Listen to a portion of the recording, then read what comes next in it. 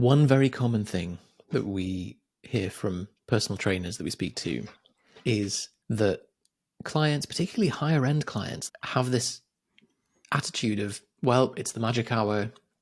You're going to handle all of my health and fitness during this hour. And then I can go home and eat whatever I want. And it's your fault if I don't make results. I really feel for them because it's like they're paying a decent rate, but I think they're so. I not gonna think get that's results. the problem, isn't it? It's the fact that they're paying a decent rate. Because if you pay, like, let's say you pay £50 an hour, 3 sessions a week, every month. So, like, you're really throwing. You're like, I really want to lose weight. I'm really trying to throw money at this problem.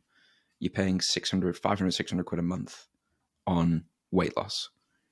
I think because if you were hiring an accountant or a lawyer or seeing a doctor or like paying a plumber per session or per day or per hour, the more you pay, you expect kind of a better result from that. But you're right that with personal training, like, what does the PT session actually do for the goal? Not that much, really, in the scheme of things. The difference between a lackluster 30% session and absolutely binning someone, like, you might cause a bit more muscle stimulus, but if their calories are way off target, or if the rest of their recovery and, the classic, like the other 23 hours of the day are bad, if you've got a step count like mine. Yeah. So here's the question then. So if you ever had a PT session, have you ever been PT'd by somebody in the gym? Yeah, but informally. Okay. So I think I've done it twice. One of them was Mark Keys, which was, that was a hell of an experience. So I think what they add is like adding more volume and more weight than I would have done if I'd been left to my own on my own devices. But if Mark Keys wrote me a program, Mark Keys, by the way, for people who don't know, is like a very no nonsense, very very strong Irish powerlifter who benches 230, overhead presses 140. It's the overhead press that's impressive, isn't it? It's a 3-plate overhead press. Is crazy. Those are kilos. I think he's done a 160 push press. Oh my god! Like dressed as Santa or something for Christmas. Yeah, I remember he used to do like a Christmas Day special session, and he'd like snatch 100 kilos for reps for fun, dressed as the Hulk or something like that. Yeah. But if he'd written the session, like the loads, the sets, the reps, and that was what I had to do, and either he was there or he wasn't there, and I just did the session regardless. He's not adding any more mechanical tension to the experience. He's just kind of encouraging me to finish the work. And so there's two outcomes, isn't there? One is that the PT's existence in the session adds work that wouldn't have otherwise been there, which I think is like a programming problem, or they add like motivation to finish the session, which is like a problem with the person. So either way, they're like ensuring that a certain amount of workload is done, basically, or that someone doesn't get injured as well. True.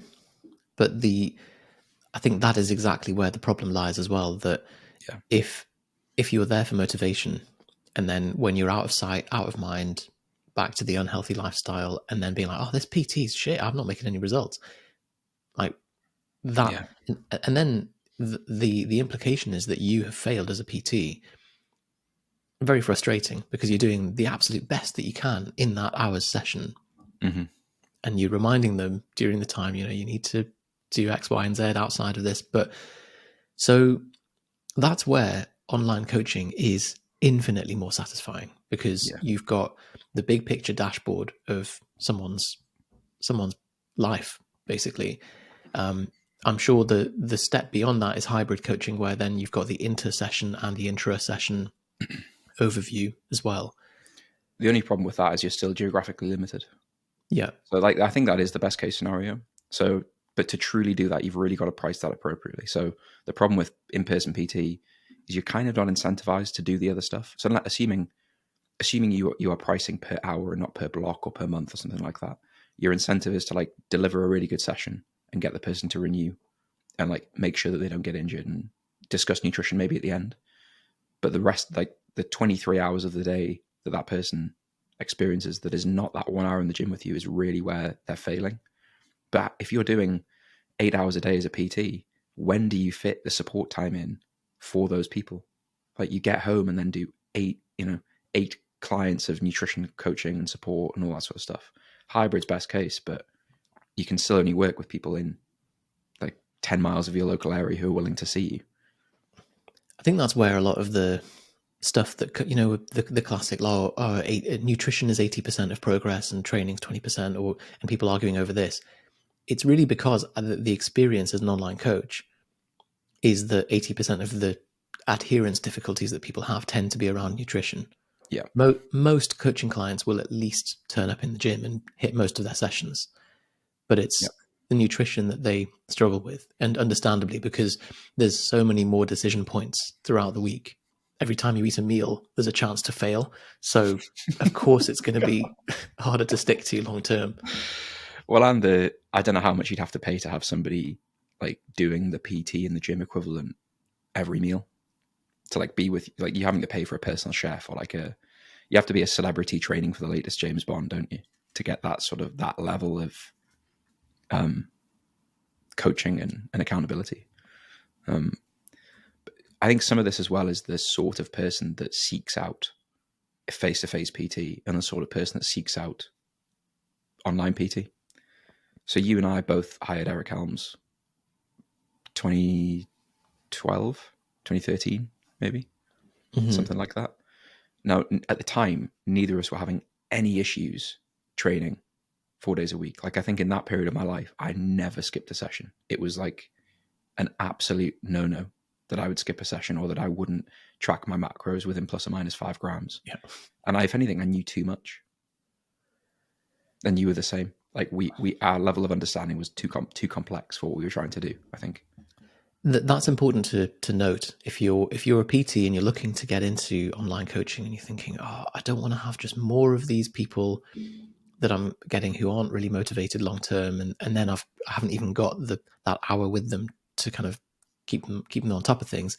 Don't worry, it's a different group of people that you'll have access to, because immediately they've self-selected to go out and seek you online, and they know that online coaching doesn't involve someone being in the gym with them, so that it's a slightly different market, different kind of person anyway.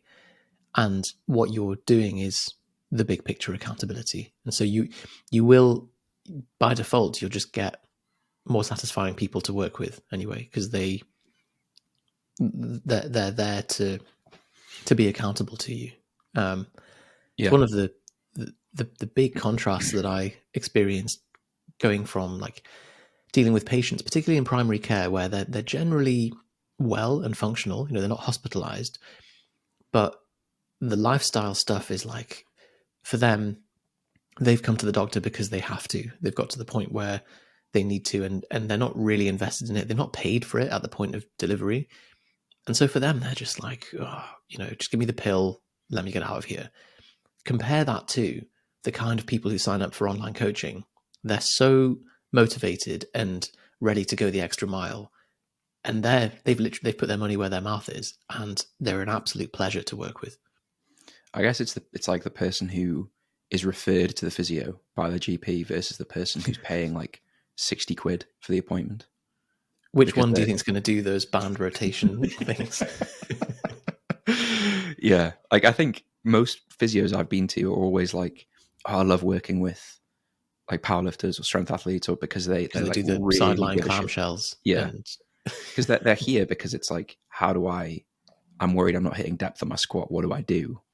Or like, I've tweaked my adductor, I need to go back to training. You just tell me what to do. Don't you worry about me doing it. I'll definitely do it. It's two very different attitudes. Versus the person who like only do it when their back's really painful because they're being referred by a GP and all that sort of stuff. So I think that the only time maybe in history where PTs have experienced, maybe been like forced to experience online coaching, and clients have been forced to experience online coaching, is during COVID in 2020, when people had to take the offline client archetype and do online coaching with them. And what that person wants is the Zoom class in the living room, making sure that like they do all 10 squats or making sure they do the full session.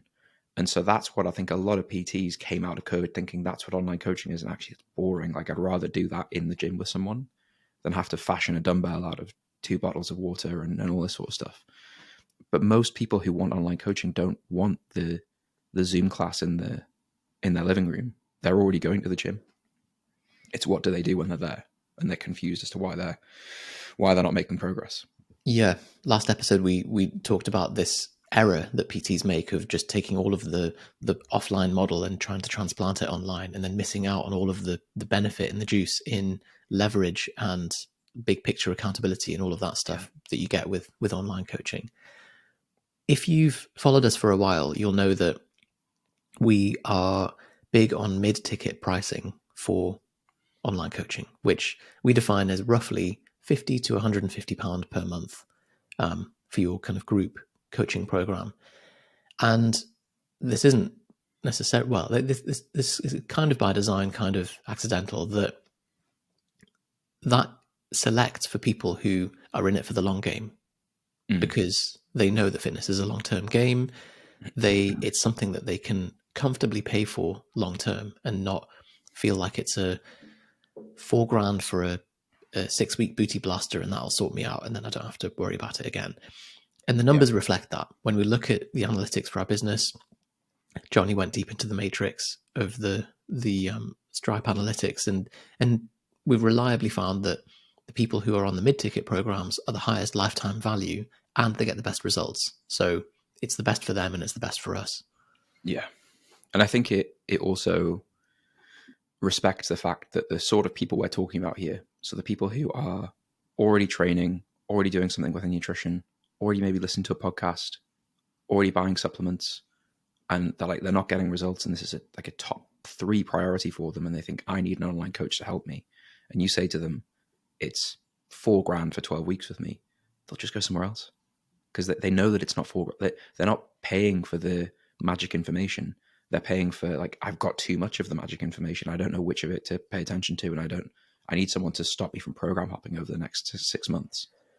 That's not a $4,000 problem for that person, but that person will pay 150 quid a month for 3 years because they get it. They get what they're paying for, and that still ends up being very similar, very high lifetime value, but for a different reason.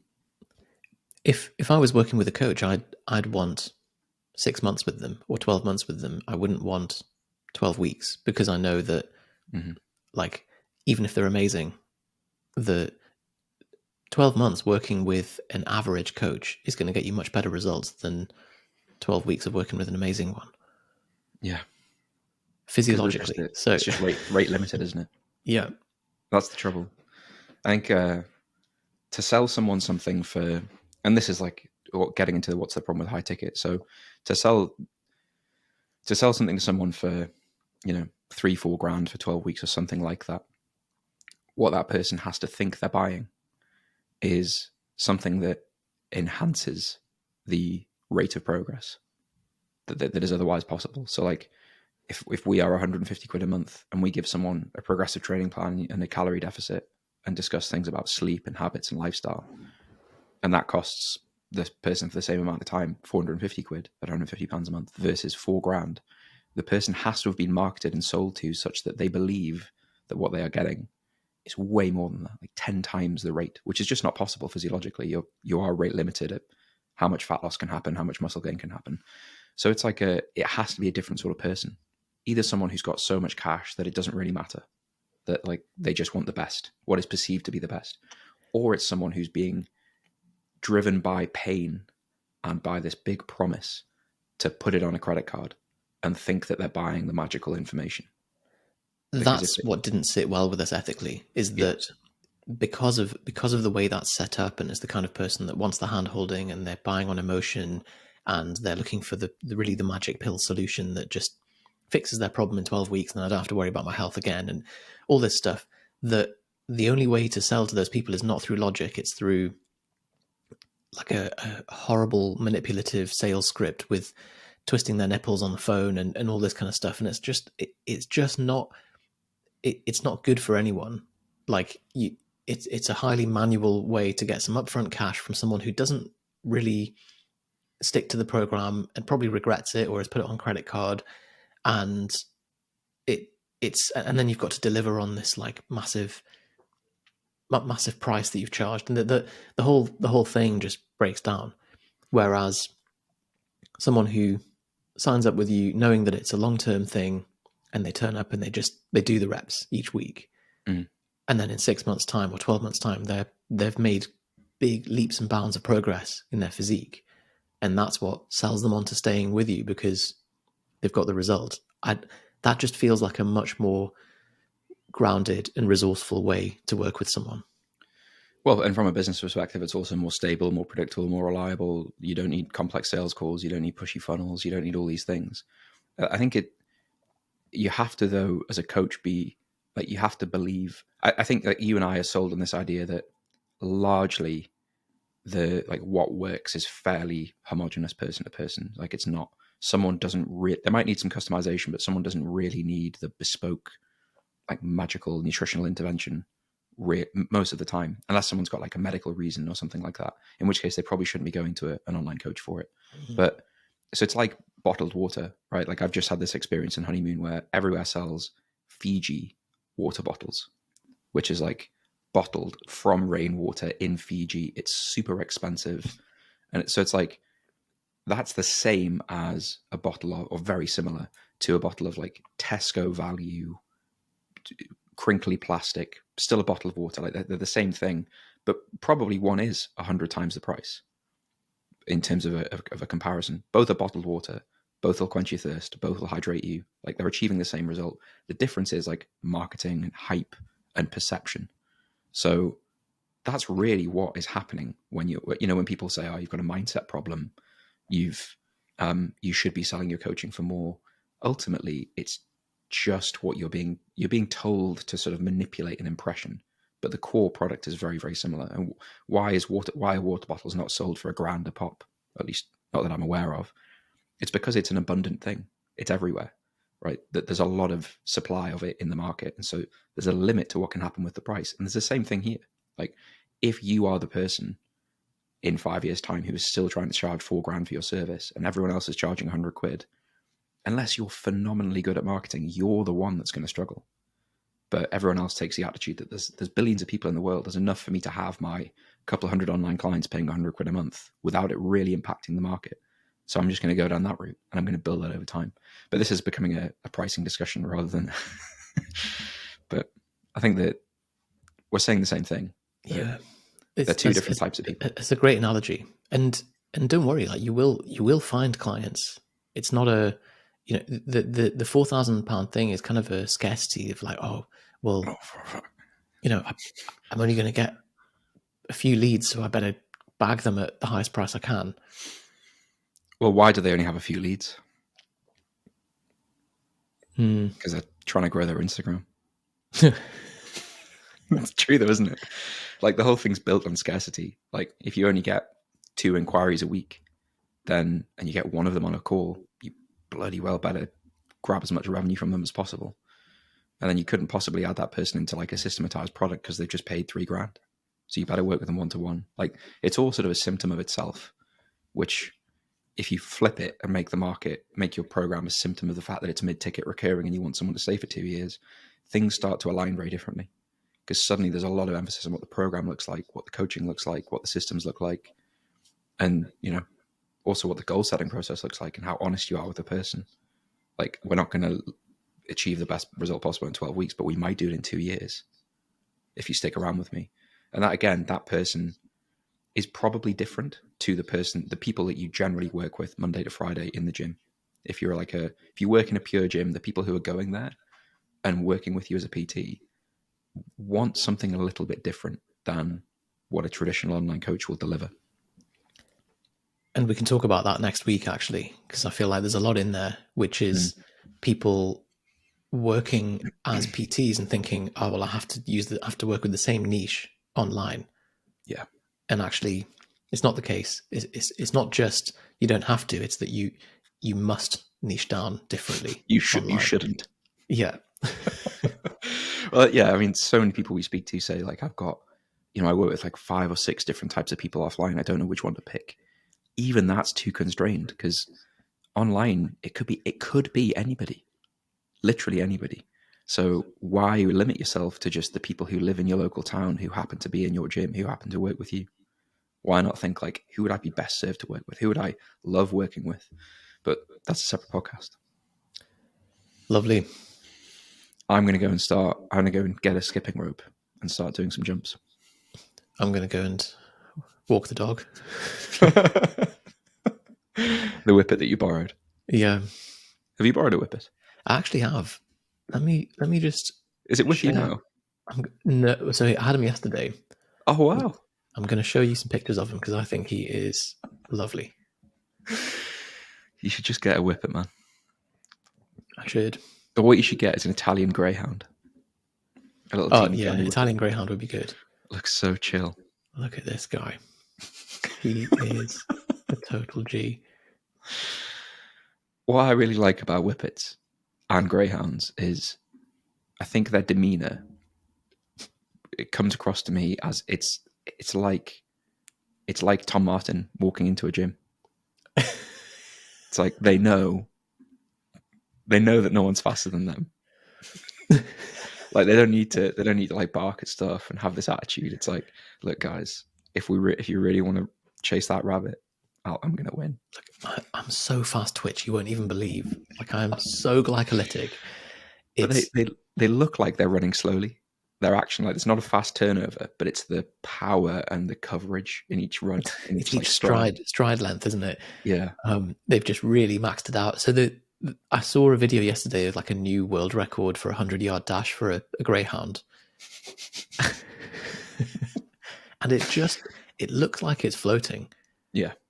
Looks like its feet never touch the floating, ground. But just kind of doing that in the air. It's crazy. Have you ever seen an Italian Greyhound? You know what I mean? Like the tiny ones. Tiny ones, yeah. That like really going at it. You've got to slow them down gently though, because if they decelerate too fast, they can break their ankles. Oh my God.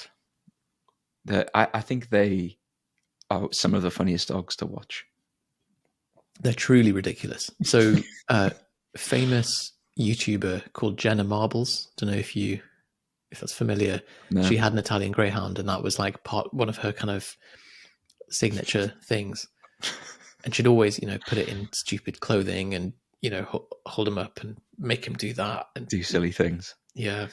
When we took Dexter to puppy classes, there was a puppy Italian Greyhound there, and it just used to so it was in like a community hall, so it's on like a fairly slippy floor, and this Greyhound just used to it's like winding everywhere. There's just too much power in the legs to sort of maintain the traction, so it's just doing like 30 steps for every meter that it's covering. But they just look so funny. Like his tire tread was getting too thin, but he had a really powerful engine.